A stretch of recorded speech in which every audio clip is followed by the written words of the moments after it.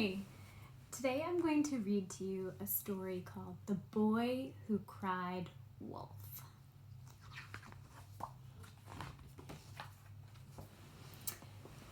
Once upon a time,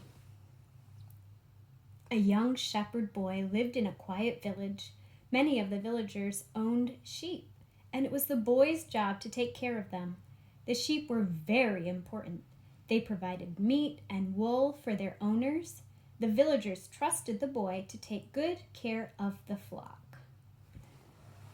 What do you think the villagers might have done with wool?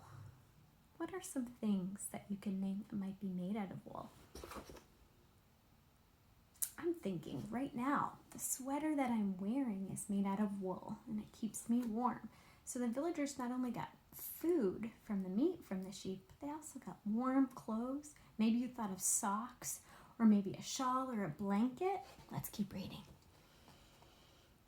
Every day was the same. The boy ate his breakfast, kissed his mother and father goodbye, and walked the sheep to a pasture full of green grass. He made sure that the sheep got plenty of exercise and fresh food and kept them safe. In the pasture, the sheep grazed while the boy watched them. I'm thinking about that word, grazed. What do you think that word means? If you said the animal was eating the grass, grazed is when an animal slowly munches on the grass and eats or consumes it. While the boy watched them, he also kept a lookout for wolves because they loved to eat sheep.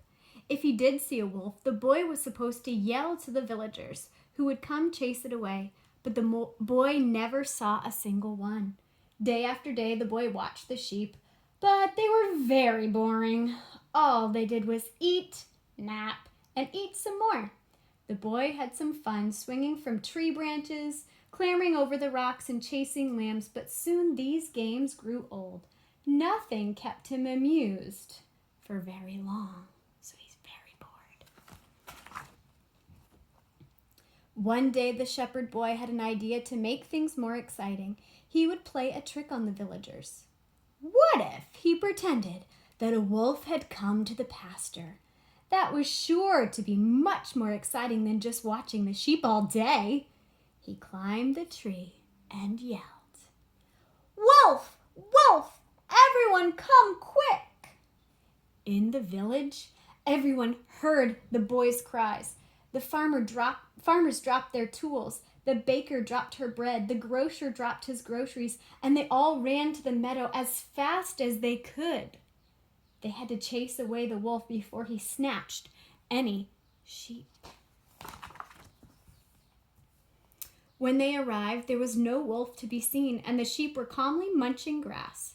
The villagers were very confused. What was going on?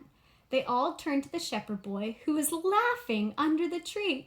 "You look so funny running up here," the boy said. "What a great joke." None of the villagers laughed. They didn't think that it was so funny to drop what they were doing and run all the way to the pasture for nothing. "We have to go back to work now," said the baker with a sigh. "We don't have time for pranks." That night, the boy's parents explained that the villagers couldn't just stop what they were doing because of some trick. The farmers' fields had been trampled and had to be replowed. The baker's cakes had been burned and had to be remade, and the grocer's vegetables were ruined when he dropped them on the floor. The villagers spent a few days grumbling about what the boy did, but before long, everything was back to normal. The villagers worked, the sheep were safe in the pastures, and the boy didn't play any more tricks. Before long, the boy grew bored again and decided to play the same prank. That morning, he ate his breakfast, kissed his parents goodbye, and walked to the sheep pasture. Once they were all settled in, the boy cupped his hands around his mouth and yelled, "Wolf! Wolf! A wolf is stealing our sheep!" Once again, the villagers dropped what they were doing and raced to the pasture, but when they arrived, there was no wolf to be seen. The villagers counted the sheep and saw that they were all there. But where was the shepherd boy? Had the wolf snatched him? Suddenly, the villagers heard something from behind a big rock. It was the boy, and he was laughing so hard that tears were running down his face. "I tricked you again," he said. The villagers sighed and went back to the village. That night, the boy's parents gave him another stern talk and sent him to bed without any dinner. The boy felt very sorry for what he had done and vowed not to play any more tricks. He would just do his job without making anyone else mad at him. From then on, the boy worked hard every day. He walked the sheep to the pasture and watched them graze and kept an eye out for wolves. He did all of this without getting sidetracked. One day, the boy noticed that the sheep were acting strangely. The rams, which are the male or boy sheep, walked nervously around the pasture and bleated loudly, while the ewes, those are the females or the mommy sheep, and lambs huddled together. Just then the shepherd boy saw something out of the corner of his eye. He turned quickly, but only saw a dark blur behind a rock. What was that? The shepherd boy wondered. It looked awfully large. Just then the creature darted out from behind the rock. It was a wolf, and he was running straight at the sheep. Before the boy could even blink, the wolf snatched a lamb and gobbled it up.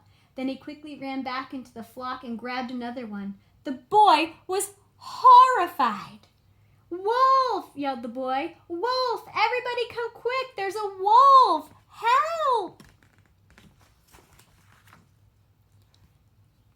In the village, the boy's cries echoed through the street. "What's going on?" someone asked. "It's just the shepherd boy playing another trick." "And," said the baker, "just ignore him. He'll stop yelling soon enough." Nobody believed that there was really a wolf this time, so nobody heeded the boy's cries. That means nobody listened and responded. The farmers continued working in their fields, the baker kept mixing her dough, and the grocer stayed in his store. Meanwhile, the wolf had snatched every single sheep from the pasture.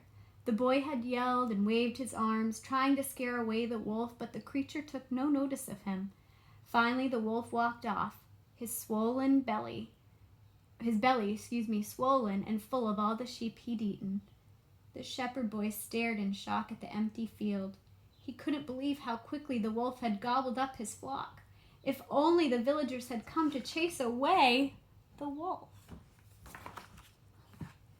Finally, the boy walked sadly back to town. He felt terrible that the sheep were all gone, and even more so because it was all his fault.